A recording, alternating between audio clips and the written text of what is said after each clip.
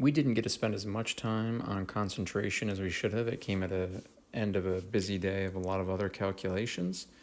So this is a good sample problem to work through. We were given that I've got 17.04 grams of ammonium phosphate dissolved into 350 milliliters of water. It's asking my concentration of ammonium ions and phosphate ions. But first, let's find the concentration. Concentration is molarity, and molarity is simply how many moles do I have in how many liters of solution.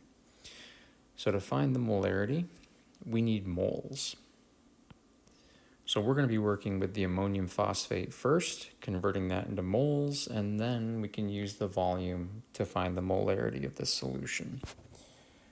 So for the ammonium phosphate, we can go and look up the molar mass of ammonium phosphate is approximately 149.09 grams per mole.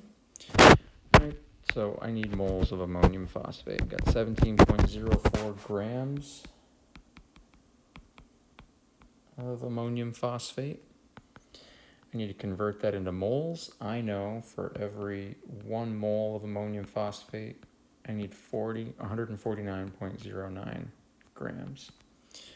So grams cancel out, and I have approximately 1.114 moles of ammonium phosphate.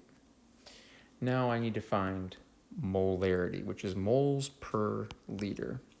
So I happen to have 0.114 moles, and I dissolve this in 350 milliliters, which is 0.350 liters.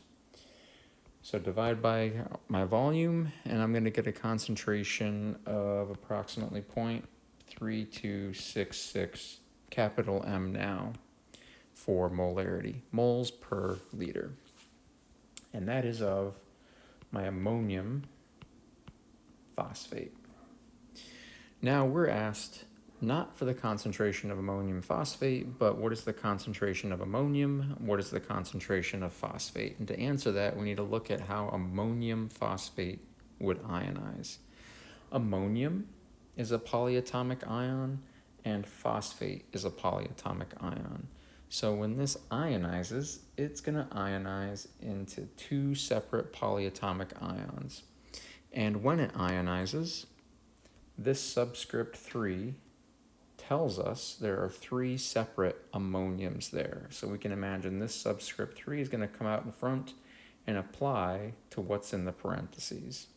So that means when this falls apart, I'm going to have 3 ammoniums, NH4 plus 1 each, and that's going to be balanced out with 1 phosphate, which is PO4 3 minus. So you can see the total charges are balanced, but that also means that that's going to form in this 3-to-1 ratio, which means if my initial concentration of the ammonium phosphate is 0.3266 molar, that I'm basically going to have 3 times the concentration of ammonium and 1 times the concentration of phosphate.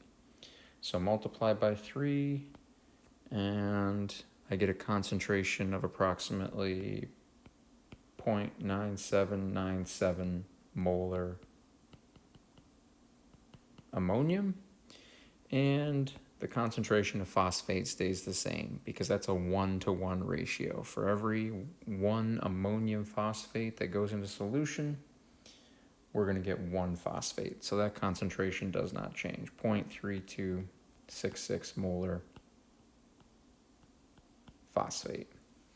As for significant figures, I'm going to leave this for significant figures because 17.04 grams is 4 significant figures, and 350.0 is also 4 significant figures.